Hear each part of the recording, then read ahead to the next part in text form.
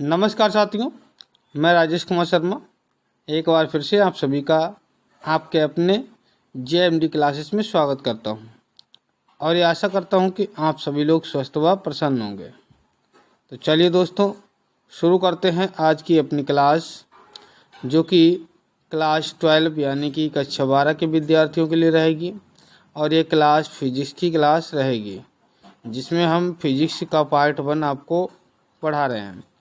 और पार्ट 1 के अंतर्गत चैप्टर नंबर 2, जो कि गॉस की प्रमेय के अंतर्गत आता है, तो उसमें हम आज चर्चा करेंगे गॉस की प्रमेय के अनुप्रयोग की।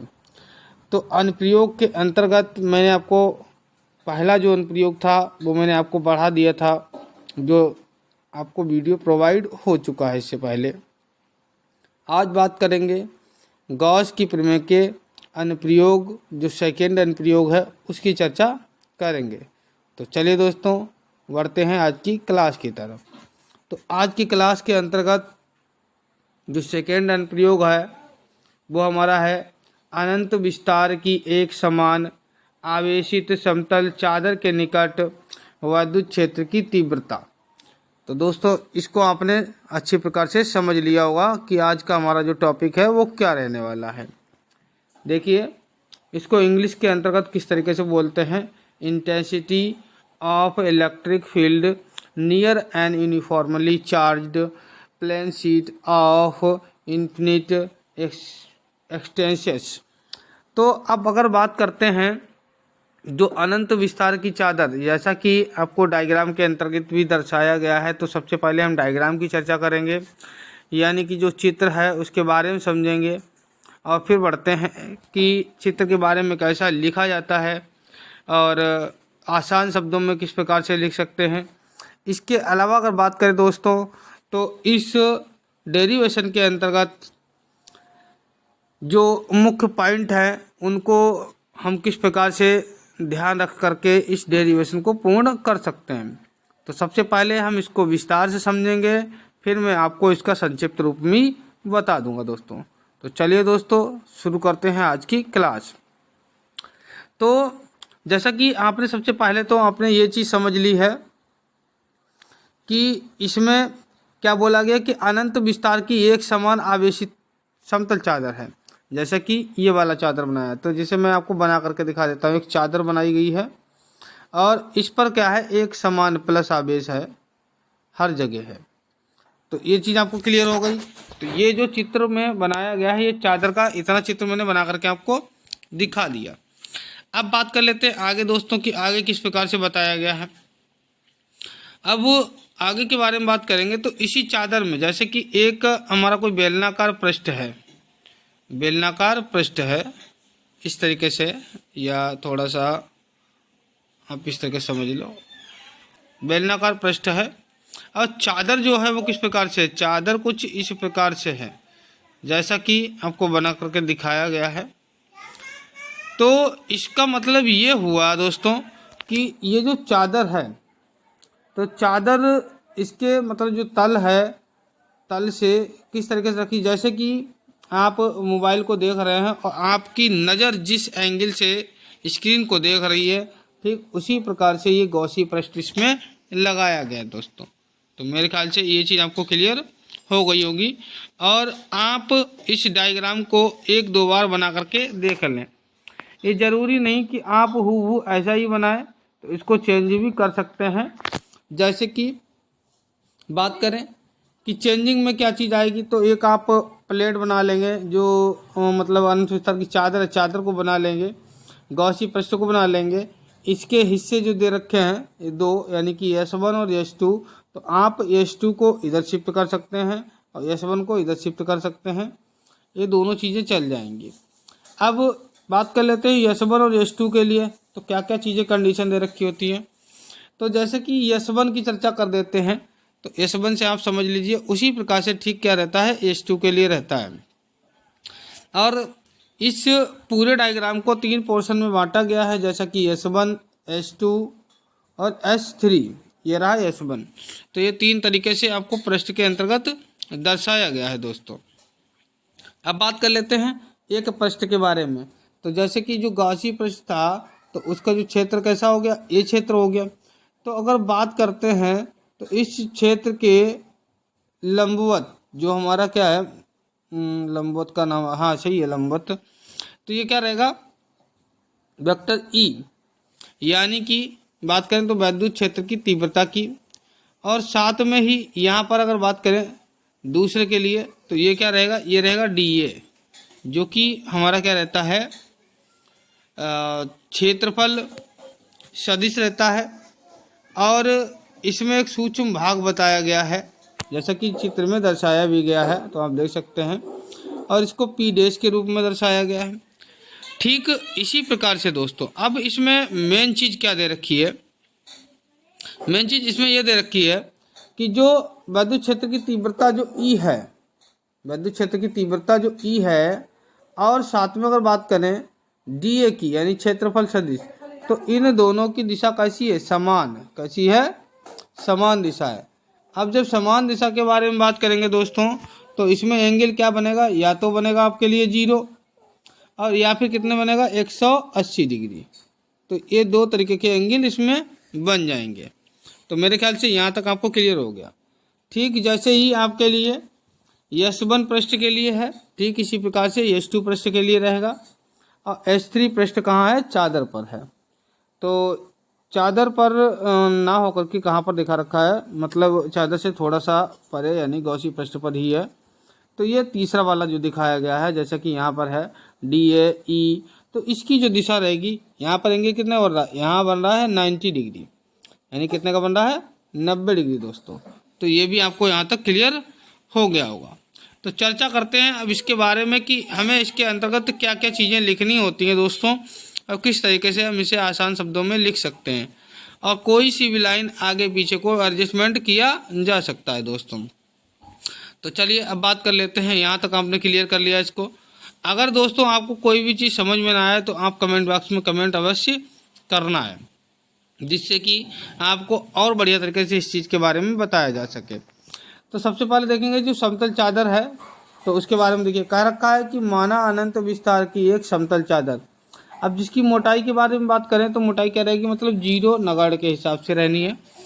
तो अब बात कर लेते हैं, कह रखा पर धनावेश समान रूप से वितरित है, मतलब एक चादर ली और उस पर जो धनावेश है वो क्या है, समान रूप से वितरित है दोस्तों। ठीक इसी के साथ ये चीज़ आपने समझ ली कि चादर जो है उस पर धनावेश कैसा है, समान रूप से वितरित है, और चादर की मोटाई कैसी है, नगण्य यानी कि 0 के हिसाब से। अब बात कर लेते हैं जिस आवेश पृष्ठ, या मतलब कह सकते हैं कि जिसका आवेश पृष्ठ, जिसका पृष्ठ आवेश घनत्व तो कितना है, सिग्मा है। यानी कि अगर बात करेंगे तो इस चादर का जो आवेश घनत्व तो बोला जाएगा वो क्या रहेगा, सिग्मा रहेगा। और साथ में आगे चर्चा करते हैं तो करका चादर के निकट r दूरी पर स्थित बिंदु P पर विद्युत क्षेत्र की तीव्रता ज्ञात करनी है। मतलब अगर बात करें तो ये चादर जो बीच में क्षेत्र दिखाया गया है ए वाला क्षेत्र, तो इससे r दूरी पर, देखिए r दूरी यहाँ पर दर्शाई गई है, तो r दूरी पर हमें बिंदु P पर, यहाँ पर जो बिंदु P है उस पर हमें विद्युत क्षेत्र की तीव्रता को ज्ञात करना है। तो यहाँ तक आपको मेरे ख्याल से समझ में आ गया होगा। तो चलिए अब देखिए इसकी थ्योरी को हम अपनी भाषा में कैसे लिख सकते हैं उसको भी समझ लो। कह रखा है कि सबसे पहले चित्र बनाएंगे और चित्र के बारे में लिखेंगे कि माना एक अनंत विस्तार की समतल चादर लेंगे जिस पर धनावेश जो है समान रूप से वितरित होगा। अब इस चादर और गॉसी पृष्ठ के बीच में जो क्षेत्र ए है, तो ए से r दूरी पर, स्मॉल r दूरी पर एक बिंदु P है जहां पर हम विद्युत क्षेत्र की तीव्रता को ज्ञात करना है दोस्तों। तो मेरे ख्याल से यहाँ तक आपको क्लियर हो गया होगा। अब बढ़ते हैं दोस्तों आगे। तो चलिए दोस्तों अब आपको आगे के बारे में बताते हैं कि आगे किस प्रकार से इसको करना है और क्या चीज़ें मेंशन करनी है, इतना सारा लिखना है या नहीं लिखना है। तो आप इसको शॉर्ट भाषा में भी लिख सकते हैं जैसे कि मैंने अभी आपको कुछ बताया है, ठीक उसी प्रकार से। तो देखिए अब आगे बात कर लेते हैं। कह रखा है कि चादर के दूसरी ओर r दूरी पर बिंदु P के समित एक अन्य बिंदु P डैश इस प्रकार लेते हैं। तो हम अपोजिट साइड में बात करेंगे दोस्तों। तो एक बिंदु लिया गया है, जैसा कि अभी डायग्राम में हम दर्शा देंगे आपको फिर से। और फिर कह रखा है कि एक रेखा पी पी डैश चादर तल के अविलंबवत हो। अब कह रखा है कि अब आवेशित चादर के आर पार होकर गुजरने वाले 2r लंबाई एवं ए अनुप्रस्थ काट के क्षेत्रफल वाले एक बेलनाकार गौसी पृष्ठ की कल्पना करते हैं। मतलब आपको ये समझना है, एक बिंदु हमने पी लिया आर दूरी पर, ठीक इसके अपोजिट एक दूसरा बिंदु पी डैश लेंगे और पी और पी डैश को मिलाएंगे तो हमको एक रेखा पी पी डैश प्राप्त हो जाएगी। अब जिसकी दूरी के बारे में बात करेंगे तो दूरी क्या हो जाएगी, 2r हो जाएगी, और अनुप्रस्थ काट का क्षेत्रफल कितना दिखाया गया, a दिखाया गया। तो ऐसे एक पृष्ठ की क्या हम करेंगे, कल्पना करेंगे, एक विचार करेंगे। इसके अलावा आगे बात करते हैं दोस्तों, आगे समझिए। अब आगे के अंतर्गत आपको क्या बताया गया है, यहाँ तक कल्पना आपने मतलब यानी विचार कर लिया कि गौसी पृष्ठ के अंतर्गत फिर क्या रखा है, जिसके दोनों समतल पृष्ठ चादर के समांतर हों, यानी कि जो पृष्ठ बता रखे हैं वो चादर के कैसे हैं, समांतर हैं, क्रमशः पी और पी डैश से होकर गुजरते हों। अब इन्होंने कंडीशन बता दी कि जो क्षेत्र हैं वो कहाँ से गुजरेंगे, पी और पी डैश से। जैसा कि आपको बेलनाकार हमने पृष्ठ बताया था, तो चलिए आपको यहाँ पे चर्चा करके दिखा देते हैं। तो जैसा कि यहाँ पर बोला गया था पी के लिए, क्या बोला गया था, पी के लिए, और यहाँ क्या बोला गया था, पी डैश के लिए। अब अगर बात करें, यहाँ पर एक क्षेत्र था जो कि क्या था, ए क्षेत्र था। अब इस ए क्षेत्र के अंतर्गत बात करेंगे तो यहाँ से आर दूरी थी यहाँ तक, ठीक इसी प्रकार से आर दूरी यहाँ लेंगे यहाँ तक। तो अगर बात करेंगे टोटल दूरी क्या हो जाएगी, 2r हो जाएगी यहाँ से लेकर के यहाँ तक। तो ये भी आपको क्लियर हो गया होगा। तो यहाँ तक सारी चीज़ें जिक्र की गई हैं। तो इसका यानी कि पी डैश और पी का जो तल बताया गया है वो चादर के कैसे है, समांतर है। अब समांतर है तो क्या कंडीशन रहेगी, 0 या फिर 180, जैसा कि अभी हम पहले चर्चा कर चुके हैं। तो ये चीज़ें आपको क्लियर हो गई होंगी। अब इसी प्रकार से हमें जो पृष्ठ मिलते हैं उन पृष्ठों की चर्चा कर लेते हैं कि कौन कौन से हमको पृष्ठ मिलेंगे और उनमें किस पर हमें ज्ञात करना है। तो कह रखा है कि बेलनाकार गौसी पृष्ठ के दो समतल पृष्ठ यश1 व यश2 तथा वक्री पृष्ठ यश3 है। यानी कि दो पृष्ठ मिले जो कि अभी मैंने बताया था, एक ये P और एक बोला था P डैश, यानी कि ये था P डैश और ये वाला क्या है P। तो ये दोनों जो पृष्ठ मिले वो कैसे हैं, समतल पृष्ठ हैं। कैसे पृष्ठ हैं, समतल पृष्ठ। और जो बीच में अगर बात करें ये जो दिखाया गया था इस तरीके से, तो इस वाले पृष्ठ पर ज्ञात करना था। तो ये वाला कैसा हो जाएगा, वक्रीय पृष्ठ हो जाएगा, जिसको हमने क्या नाम दिया था, इसको मान लो क्या दे रखा था, S1, इसको दे रखा था S2 और इसको दे रखा था S3। तो यहाँ तक आपको क्लियर हो गया होगा। अब बढ़ते हैं आगे। तो ठीक इसी प्रकार से अगर हम चर्चा करते हैं तो कह रखा है कि अनंत विस्तार की चादर के निकट दोनों और सभी बिंदुओं पर वैद्युत क्षेत्र का परिमाण समांतर व दिशा चादर के अविलंबित बाहर की ओर होगी। यानी कि अगर हम अनंत विस्तार के चादर के निकट जो दो दे रखे थे बिंदु, यानी कि सभी बिंदु, दो के नाम है, दोनों और सभी बिंदुओं पर वैद्युत क्षेत्र की तीव्रता और उन दोनों की दिशा के बारे में बता रखा है। तो कह रखा है कि बाहर की ओर अविलंबित रहेगी। इसी प्रकार से आप कह सकते हैं कि अतः गौसी पृष्ठ S3 पर या S3 के लिए क्षेत्रफल अवयव dA के लिए क्षेत्रफल सदिश D वेक्टर ये और वैद्युत क्षेत्र की तीव्रता E परस्पर लंबवत होंगे। अब अगर बात करेंगे डायरेक्टली किसके लिए, S3 के लिए, जैसे कि मैंने आपको बताया था कि जब S3 का जिक्र किया जाएगा, किसका, S3 का, तो S3 का जब जिक्र किया जाएगा तो वहाँ पर जब आप गौसी पृष्ठ लेते हैं, गौसी पृष्ठ लेते हैं, अब इस गौसी पृष्ठ में यहाँ पर बात करी जा रही थी छोटे से क्षेत्र की जिसे हमने S3 नाम दिया था। तो इसमें जो बात करेंगे E के लिए, किसके लिए, E के लिए, और साथ में DA, इन दोनों का तल कितना दिखाया जाएगा, यहाँ पे 90 डिग्री दिखाया जाएगा, 90 डिग्री दिखाया जाएगा। तो अब इसकी जब हम चर्चा करेंगे तो आप जानते हैं कि जो फाई बराबर होता है, क्या होता है, फाई।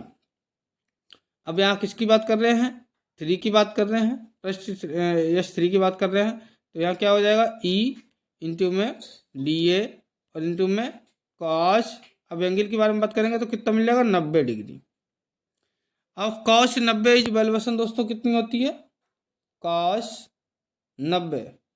जो कॉस 90 होता है तो उसका मान कितना हो जाता है, 0 हो जाता है दोस्तों। कितना हो जाता है, 0 हो जाता है।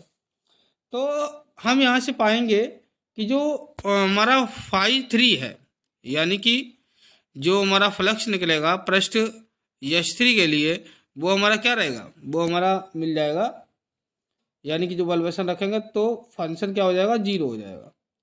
तो आप यहाँ तक क्लियर हो गया होगा आपको। अब हमें चर्चा किसकी रह गई, पृष्ठ S1 और S2 की। तो हमने फाई 3 को तो फाइंड कर लिया, कितना मिला, 0 मिला। तो चलिए आगे बात करते हैं। तो चलिए दोस्तों, अब देखिए आगे आपको किस प्रकार से बताया गया है। तो अभी तक जितना भी मैंने पढ़ा या आपको मतलब इसके माध्यम से पढ़ करके जो समझाया है, तो उसमें हमने ये फाइंड करा कि जो S1 और S2 थे उनके लिए एंगल जो था वो 0 या 180 था, और जो पृष्ठ S3 था उसके लिए 90 डिग्री यानी कि लंबवत के रूप में दिखाया गया था। तो लंबवत के रूप में हमने पहले ही फाइंड कर लिया किसको, S3 को फाइंड कर लिया, जो कि हमको उसके लिए फ्लक्स जो मिला हमको वो कितना मिला, 0 मिला। अब बात कर लेंगे S1 और S2 के लिए। तो कर रखा है गौसी पृष्ठ के समतल पृष्ठों यानी कि प्लेन सरफेस S1 व S2 के लिए या S2 पर लिए गए क्षेत्रफल अवयव DA के लिए क्षेत्रफल सदिश D वेक्टर A तथा क्षेत्रफल कह रखा है वैद्युत क्षेत्र, यानी वैद्युत क्षेत्र बोल सकते हैं, वैद्युत क्षेत्र तीव्रता बोल सकते हैं, दोनों समान दिशा में है। जब दोस्तों दोनों समान दिशा के बारे में बात की गई है S1 और S2 के लिए, जैसे कि क्षेत्र हमारा ये है, अब यहाँ पे बात करेंगे, ये रहेगा D वेक्टर A और साथ में यहाँ बात करेंगे तो ये वेक्टर E। दोनों की दिशा कैसी दिखाई गई, समान दिशा दिखाई गई, यानी कि एक ही तरफ दिखाई गई। तो इसके लिए हम 0 लेंगे या फिर 180 डिग्री लेंगे। यहाँ तक आपको क्लियर हो गया। तो चलिए बढ़ते हैं आगे। अब हम क्या करेंगे, इसमें हमें ये करना है कि S1 और S2 दोनों के लिए जब हमारे पास में डिसाइडमेंट है या निश्चित हमने कर रखा है, तो हम दोनों के लिए पहले के लिए यानी कि जो S1 पृष्ठ है उसके लिए हम क्या निकालेंगे, फाई 1 और S2 के लिए फाई 2, और इन दोनों को क्या कर देंगे, मतलब चाहे अलग अलग करके निकाल लें फिर योग करके दिखा दे, और चाहे तो एक ही में निकाल लें। तो हम क्या निकालेंगे, संपूर्ण निकालेंगे। तो कह रखा है कि अतः संपूर्ण गौसी पृष्ठ से होकर गुजरने वाला वैद्युत फ्लक्स जैसे कि फाई E। अब क्या कह रखा है, इसके अलावा अगर बात करें तो यहाँ कह रखा है कि गौसीय पृष्ठ के दोनों समतल पृष्ठों से होकर गुजरने वाला फ्लक्स, जिसमें दे रखा है फाई 1 और फाई 2। तो ये S1 के लिए, ये S2 के लिए, और ये कुल दोनों का योग।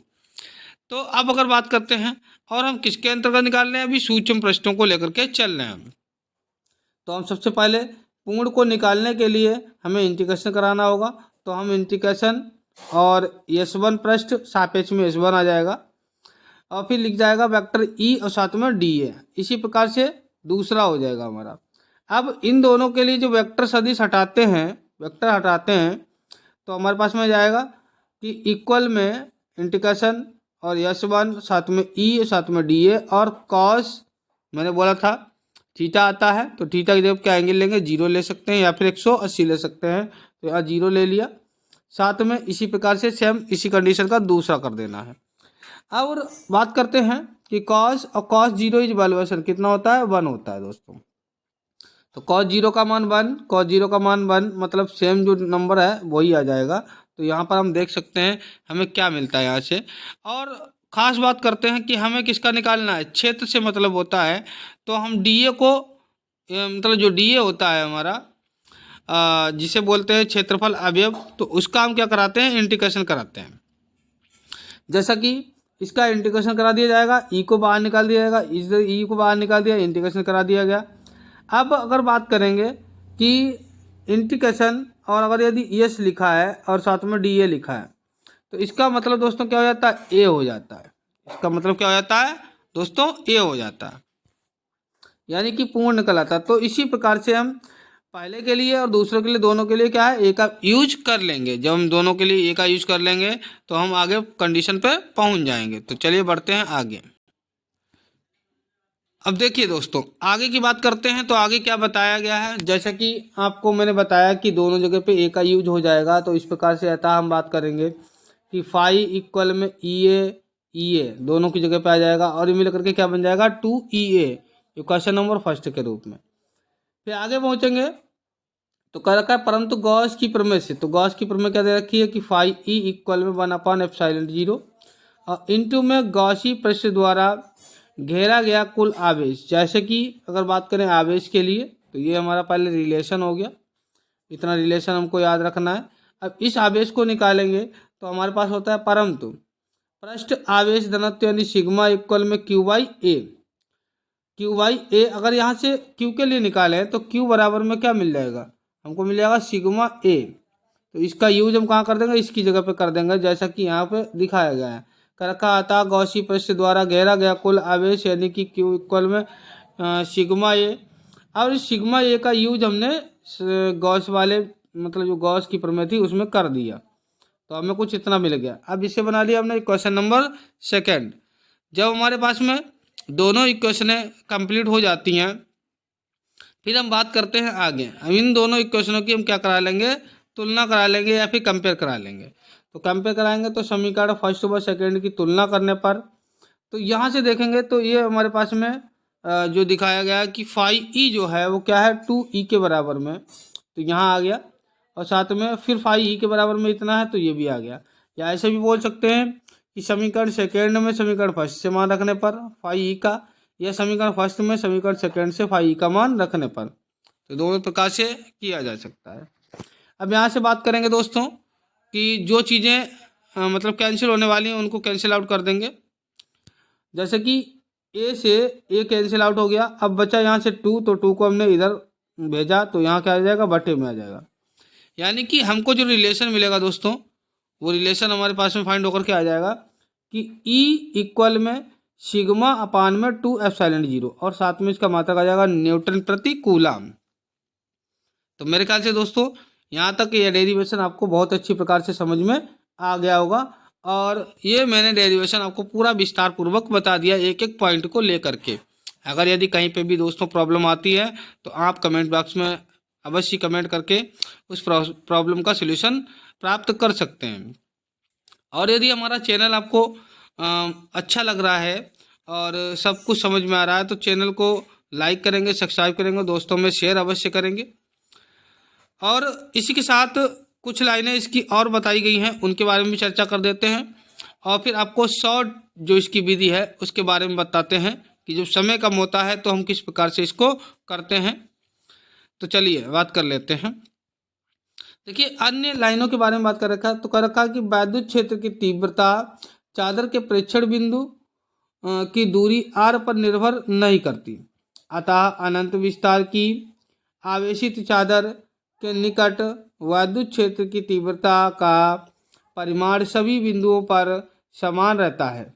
इधर रखा धनावेशित चादर के निकट वैद्युत क्षेत्र की तीव्रता की दिशा चादर के लंबवत बाहर की ओर तथा ऋणावेशित चादर के निकट चादर की या चादर के अवलंबत अंदर की ओर होती है। तो यहाँ से आपको ये डिसाइड करना है क्या चीज़ आपने इसको समझा, उसके बारे में चर्चा कर देते हैं। तो यहाँ पर सबसे पहली बात की गई कि जो वैद्युत क्षेत्र की जो तीव्रता है वो क्या दे रखा है कि जो प्रेक्षण बिंदु लिया गया है, तो प्रेक्षण बिंदु की दूरी r पर निर्भर नहीं करती। जो दूरी दे रखी थी r जिसका जिक्र किया था उस पर निर्भर नहीं करेगी। साथ में अगर बात करें तो जो अनंत विस्तार की जो आवेशित चादर होती है वहाँ पर वैद्युत क्षेत्र की तीव्रता का जो परिमाण है वो सभी बिंदुओं पर कैसा रहता है, समान रहता है। और धनावेशित के लिए अगर बात करें, धनावेशित के निकट जो वैद्युत क्षेत्र की तीव्रता होगी वो लंबवत बाहर की ओर, और ऋणावेशित के लिए क्या होगी, मतलब जो तीव्रता रहेगी वो क्या होगी, अभिलंबवत अंदर की ओर रहेगी। तो दोस्तों यहाँ तक आपको बढ़िया तरीके से समझ में आ गया। अब बात कर लेते हैं इसके शॉर्ट ट्रिक के बारे में कि शॉर्ट ट्रिक के अंतर्गत क्या चीज आनी है। तो दोस्तों शॉर्ट के अंतर्गत आप समझ लीजिए, शॉर्ट के अंतर्गत कि आपको शॉर्ट में किस प्रकार से आपको इसको हल करना है, और आपको ज़्यादा कुछ इसमें नहीं लिखना होता है। तो आपको मैं सबसे पहले डायग्राम के बारे में थोड़ा सा समझाता हूँ कि डायग्राम को किस प्रकार से बनाएंगे। तो आप डायग्राम को समझिए। सबसे पहले क्या करेंगे, हम एक गॉसीय पृष्ठ बना लेंगे, गॉसीय पृष्ठ बना लेंगे। अगर यदि उतना सब ना याद होता है दोस्तों तो ये तब के लिए है। तो अब इसको हमने क्या करा, इसको हमने पी बिंदु दे दिया। यहाँ पे बात करेंगे, इसको ले लेते हैं, क्या लेते हैं, पी। इसमें एक क्षेत्र बना लो, छोटा सा क्षेत्र, और इसमें भी एक छोटा सा क्षेत्र बना लो जो कि आपको स्पष्ट हो कि हाँ ये छोटा सा क्षेत्र है। और इसको ले लेते हैं पी डैश, इसको ले लेते हैं पी डैश। क्लियर हो गया यहाँ तक। अब बात कर लेते हैं कि इसमें जब यहाँ पर ये रहेगा डी ए, क्या रहेगा, डी ए, क्षेत्रफल सदिश डी ए, यहाँ वेक्टर ई, ये विद्युत क्षेत्र की तीव्रता। अब इतना आपने समझ लिया इसको दोस्तों। अब आगे बात कर लेते हैं। ठीक इसी प्रकार से यहाँ पर भी रहेगा, जो ई के लिए चर्चा करी जाएगी, और दिशा के बारे में बात करेंगे तो यहाँ भी क्या रहेगा, डी ए रहेगा। क्या रहेगा दोस्तों, डी ए रहेगा। तो देखिए यहाँ क्या रहेगा, यहाँ रहेगा डी ए। अब ई और साथ में डी ए, यहाँ तक आपने समझ लिया। अब अगर बात कर लेते हैं तो एक हमारी क्या है, चादर बना लेते हैं, और चादर कैसी है, आवेशित चादर है दोस्तों। तो बढ़िया से समझना है, केवल इतना आपको बनाना है। और यहाँ बना लेंगे एक छोटा सा पृष्ठ, और जिसमें यहाँ पर ये रहेगा ई के रूप में, और साथ में इसके लिए अगर बात करेंगे तो ये दिशा रहेगी डी ए, यानी कि यहाँ पर 90, यहाँ पर 90 डिग्री, बढ़िया से समझ लेना है। और यहाँ पर जब दिशा समान के रूप में दिखा रखी है तो 0 या फिर 180 डिग्री, 0 या फिर 180 डिग्री। तो ये तो था इसका डायग्राम दोस्तों। मेरे ख्याल से ये डायग्राम आपने बढ़िया तरीके से समझ लिया होगा। अब बात कर लेते हैं कि सबसे पहले हम देखेंगे, और कुछ ना लिख सकें तो हम लिखेंगे चित्र अनुसार। सबसे पहले क्या लिखेंगे, चित्र अनुसार। और खास चीज़ आपको बताते हैं, इसको S1 पृष्ठ ले लेते हैं, और इस पृष्ठ को क्या ले लेते हैं, S2 ले लेते हैं, और इस पृष्ठ को क्या ले लेते हैं, S3 पृष्ठ ले लेते हैं। तो तीनों चीज़ें क्लियर हो गई। डायग्राम को आपने समझ लिया होगा। अब बढ़ते हैं आगे। जब हम आगे बढ़ेंगे तो आगे देखेंगे कि क्या हमारा किस प्रकार से बताया गया है। तो सबसे पहले हम बात कर लेंगे S3 पृष्ठ के लिए। सबसे पहले लिखेंगे चित्र अनुसार, चित्र के बारे में लिख लेंगे। अगर यदि समय है तो चित्र के बारे में लिखेंगे कि माना एक समतल चादर ली जिस पर आवेश क्या है, समान रूप से वितरित है, और इससे r दूरी पर, इसके बीच में जो क्षेत्र है उससे r दूरी पर। और हाँ, चित्र जो डायग्राम आपको बनवाया गया था, इसमें जो गॉसी पृष्ठ गुजरा था तो उसमें एक क्षेत्र बीच में ए बना लेंगे, ये आपको ध्यान रखना है। तो यहाँ तक के लिए, और क्या कर रखा है कि क्षेत्र से r दूरी पर एक बिंदु P है, वहाँ पर विद्युत क्षेत्र की तीव्रता को ज्ञात करना है। तो इस प्रकार से आप चित्र को लिख सकते हैं, बाकी आप लिख देंगे चित्र अनुसार। अब S3 पृष्ठ के लिए, किसके लिए, S3 पृष्ठ के लिए। जब S3 के लिए बात करेंगे तो जब एंगल के बारे में बात की जाएगी तो एंगल हमारा क्या रहेगा, एंगल रहेगा इसके लिए 90 डिग्री। कितना रहेगा, 90 डिग्री। तो हम थोड़ा सा आगे चर्चा कर देते हैं कि थीटा बराबर में क्या रहेगा, थीटा बराबर में रहेगा यहाँ पे 90 डिग्री। अब जब 90 डिग्री रहा तो इसके लिए हम क्या लिखेंगे, इसके लिए हमारे पास में जो कंडीशन निकलती है, यानी कि φ3 निकालेंगे। यस पृष्ठ S3 के लिए φ3 निकालेंगे, और जो कि हमारा क्या होता है, डायरेक्टली लिखते हैं E और साथ में DA। अगर वेक्टर ना लिखें तो डायरेक्टली क्या लिखेंगे, cos, और साथ में क्या रह जाएगा, 90 डिग्री। अब आप जानते हैं कि cos 90 का मान कितना होता है भाई, जीरो होता है, यानी कि फाई 3 हमारा क्या हो गया, कम्प्लीटली जीरो हो गया। सबसे पहला ये रखेंगे, यहाँ तक आपको क्लियर हो गया। अब आगे बात करते हैं। अब ठीक बात करेंगे S1 और व S2 के लिए, S1 व S2 के लिए। तो इसके लिए अगर बात करेंगे तो हमारे पास में थीटा कितना रहेगा, थीटा रहेगा 0 डिग्री या फिर 180 डिग्री। तो हम 0 ले लेते हैं, 0 डिग्री रहेगा। अब 0 डिग्री के बाद में अगर बात करेंगे तो हमारे पास में दो कंडीशन रहेंगी। क्या क्या कंडीशन रहेगी, जो कि अगर हम बात करेंगे, एक रहेगा φ1, φ1, तो φ1 के लिए क्या रहेगा, E और साथ में DA, और यहाँ पे साथ में बात करेंगे तो cos और यहाँ 0, और cos 0 का मान कितना होता है भाई, cos 0 का मान होता है 1, यानी कि हमको क्या मिलेगा, हमको मिलेगा E और साथ में DA। क्लियर है ना दोस्तों। ठीक इसी प्रकार से अगर बात करेंगे φ2 के लिए, तो यहाँ मिल जाएगा E और साथ में DA, E साथ में DA। अब देखिए इसमें क्या हो जाएगा, E साथ में DA, और यहाँ क्या हो जाएगा cos, और फिर से क्या लिखेंगे 0, तो फिर से हमको क्या मिल जाएगा E और साथ में DA। और अब आपको चर्चा करा देते हैं। तो ये हमारा क्या हो गया, S1 के लिए हो गया, ये किसके लिए हो गया, S2 के लिए हो गया, और ये हमने यहाँ तक लिख दिया आपके लिए। अब साथ में आपको क्या करना है, साथ में आपको ध्यान ये रखना है कि चलिए अब आगे बात कर लेते हैं, फिर आपको बताते हैं। तो अब हम निकालेंगे कुल, कितना निकालेंगे, कुल, यानी कि S1 और S2 के लिए जो हम कुल निकालते हैं, कुल के अंतर्गत क्या निकालना है आपको, फ्लक्स निकालना है। तो कुल फ्लक्स क्या हो जाएगा कि φ1 प्लस का φ2, φ1 और φ2, यहाँ इंटीग्रेशन लगा देंगे, यहाँ भी इंटीग्रेशन लगा देंगे, यहाँ S1 लिख देंगे और यहाँ S2 लिख देंगे। क्लियर है ना दोस्तों। अब देखिए अब आगे बात कर लेते हैं। तो यहाँ से अगर हम देखें तो हमें क्या मिला भाई, हमें मिला जो वन इंटीग्रेशन है, क्या है वन इंटीग्रेशन, और यहाँ पे भी वन इंटीग्रेशन।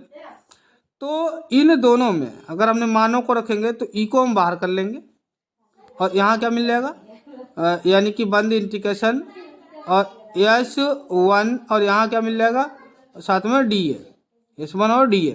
ठीक इसी प्रकार से अगला हमारा E बाहर हो जाएगा, और फिर बंद इंटीग्रेशन लिखेंगे, और यहाँ लिखेंगे S2, और फिर से यहाँ लिखेंगे DA। और अगर यदि हम देखेंगे तो हम यहाँ पे जानते हैं कि जो वन इंटीग्रेशन है, तो S1 के लिए या S2 के लिए अगर यदि कहीं पे वन इंटीग्रेशन और DA लिखा है तो उसको हम क्या लिखेंगे, A लिखेंगे। तो अब हम पहुँचेंगे इसके आगे और फाइनल पे पहुँचते हैं, तो हमें मिलता है फाई, और फाई इक्वल में यानी कि E और साथ में A प्लस का प्लस के बारे में बात करते हैं। हाँ अब देखिए यहाँ पे मिलेगा प्लस का E और साथ में A, तो इन दोनों को जोड़ देंगे तो हमको फाइनल क्या मिल जाएगा, फाई E जो कि चल रहा है विद्युत फ्लक्स, तो ये मिल जाएगा 2 और साथ में E और A। इसे बना लेंगे क्वेश्चन नंबर 1। क्लियर है ना दोस्तों। अब बात कर लेते हैं आगे। तो अगला जो दिखा रखा है वो क्या है, गॉस की प्रमेय। तो गॉस की प्रमेय के अंतर्गत हम क्या मिलता है, गॉस की प्रमेय के अंतर्गत हम लिखेंगे गॉस अनुसार या गॉस की प्रमेय अनुसार हमें मिलेगा फाई ई इक्वल में यहाँ से रहेगा Q बाई एप्सिलॉन 0, और यहाँ पर अगर हम बात करेंगे तो हमें क्या मिलना है, हमें Q की जगह पर रखना है सिग्मा A, जैसे कि मैंने आपको बताया था, और यहाँ क्या मिल जाएगा एप्सिलॉन 0। अब यहाँ से इसे बना लेंगे सेकेंड नंबर, इसे बना लेंगे सेकेंड नंबर। अब समीकरण फर्स्ट और सेकेंड की क्या करा देंगे, कंपेयर करा देंगे, यानी कि दोनों को हल कर लेंगे। जब दोनों को हल करेंगे तो हमको मिलेगा 2EA इक्वल में यहाँ से मिलेगा सिग्मा A बाई यहाँ मिलेगा एप्सिलॉन 0, तो A से ये कैंसिल। अब अगर बात कर लेते हैं तो E बराबर में हमको मिलेगा सिग्मा अपान में 2 एप्सिलॉन 0 और न्यूटन प्रति कूलम। तो मेरे ख्याल से दोस्तों ये डेरिवेशन आपका कंप्लीटली हो गया है और आपको समझ में भी आ गया होगा। तो इस तरीके से हम इसको शॉर्ट तरीके से करेंगे दोस्तों। ठीक है दोस्तों, और इसी के साथ आज की क्लास को यहीं पे समाप्त करते हैं और मिलते हैं नेक्स्ट वीडियो में। तब तक के लिए नमस्कार दोस्तों।